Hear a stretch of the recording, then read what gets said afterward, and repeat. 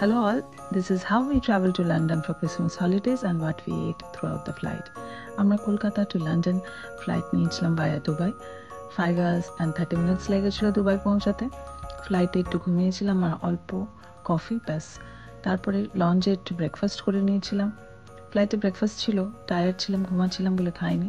তারপরে 3 ঘন্টা হলিডে পর দুবাই টু লন্ডন স্ট্যানস্টেড এয়ারপোর্টে ফ্লাইট নিয়েছিলাম। আমরা হিথ্রোতে যাইনি। হিথ্রোতে অনেকটা ফ্লাইট ফেয়ার ডিফারেন্স হচ্ছিল। তো প্রথমে উঠে ব্রেকফাস্টে ওরা দিয়েছিল fruits and yogurt. I enjoyed the berry, specially বাইরে গেলে বেরিজগুলো আমি খেতে মিস করি না। আর তারপরে ল্যান্ড করার 2.5 ঘন্টা আগে ওরা লাঞ্চের অ্যাপিটাইজার দিয়েছিল।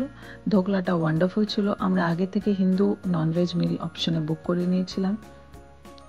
লাঞ্চে ধোকলাটা প্রচণ্ড ভালো ছিল, বেটার দ্যান চিকেন হরিয়ালি কারি মশালা আর আলু গোবি। আলু গোবিটা ঠিকঠাক ছিল, তবে চিকেনটা একদম আমার খুব একটা ভালো লাগে না। ডেজার্ট ওয়াজ ওয়ান্ডারফুল।